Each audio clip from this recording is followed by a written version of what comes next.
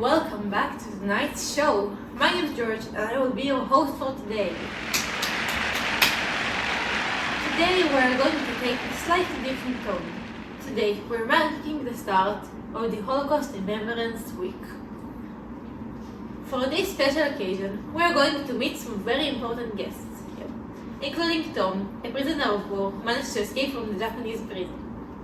Stephanie, who helped many Jews escape, risking her own life to save theirs. Ella, a broken mother who had lost her son while fighting for her country. And Samuel, a Holocaust survivor, came to tell us his story. So first, I'd like to welcome here our first guest, Tom. Thank you for having me here. I'm so glad to be here today. So nice to see you, Tom. So, as I stated earlier, Tom managed to escape from the Japanese prison. And I heard about the brutality of the soldiers and, well, how they treated their prisoners this entire time. So, how you managed to survive on your own in Japan for so long without being killed? Well, it wasn't easy, and it's a long story to tell right now. But I have to tell that it wasn't only me in the story. I need to give my life to the wonderful Japanese couple. A Japanese couple, you say? Yeah, they were wonderful. They took care of me and they saved me for everything. Wait, so do you speak Japanese? Not at all. I learned something after they saved me, but at that time, nothing. Okay. So, how you deal with the language barrier? They actually spoke English. It was very surprising. They used to live in America apparently for the studies. The husband is a surgeon, and he actually saved my life with that. He performed surgery on you? Yeah.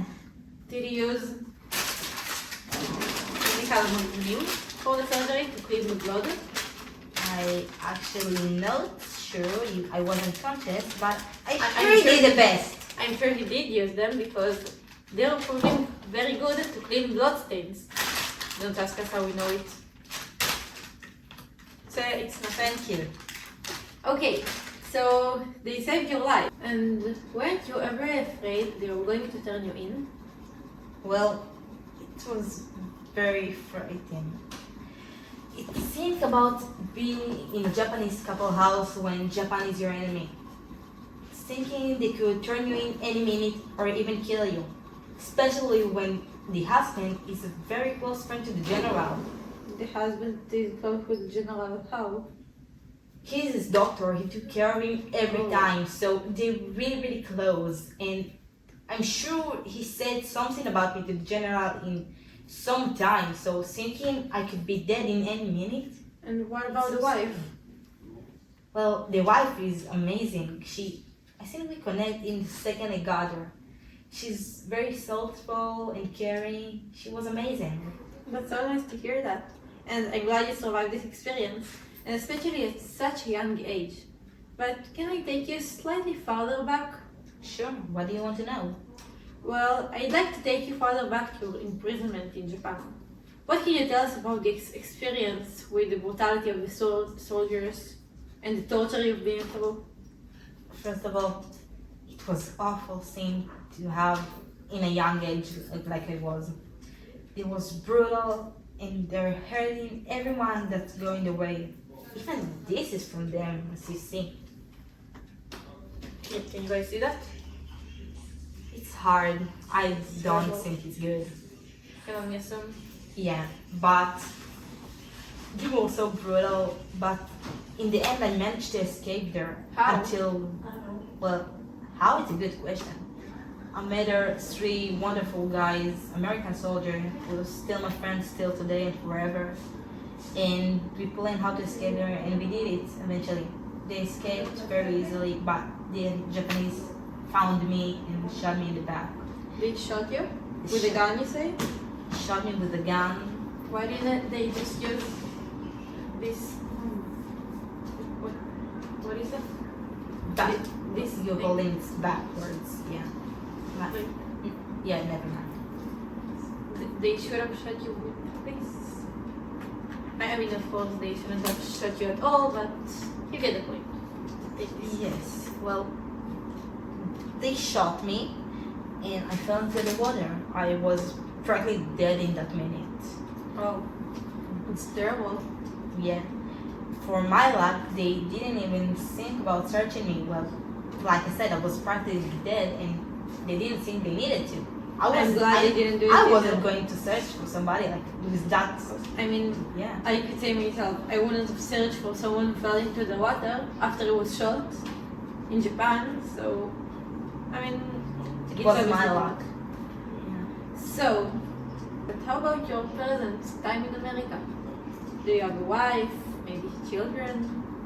Well, actually, I'm married for 2 years to a wonderful wife named Jen. We are very happy together, and we're actually expecting for a baby. A girl or a boy? We take it as a surprise. We're That's gonna be nice. happy whenever we get. So, a slightly harder question to end our interview. So, if that kid told you wanted to join the army, would you let him? Even after everything you've been through? Even after the torture and you being shot, the scars and the mental scars? It's a tough question. I don't know if I'm gonna let him. If it was my choice, it's not going to even think about it. It was hard, and I don't want him to get anything like that in his life. Obviously. I want to protect him. But eventually, after everything I've been through, I know that he needs to choose what he wants, and I'm sure it's gonna be good, and he's gonna do a smart choice. And I'm gonna help him with whatever he needs, how I can. Okay. Thank you for telling us your wonderful story. So, and now I'd like to welcome you our next guest, the selfless Stephanie, who saved countless lives, risking her own. But before we welcome here Stephanie, I'd like to show you our third and hopefully last sponsor for today. This Masrek Enye for people with hair apparently. So wonderful. Thank you, Tom. Thank you! So nice to see you.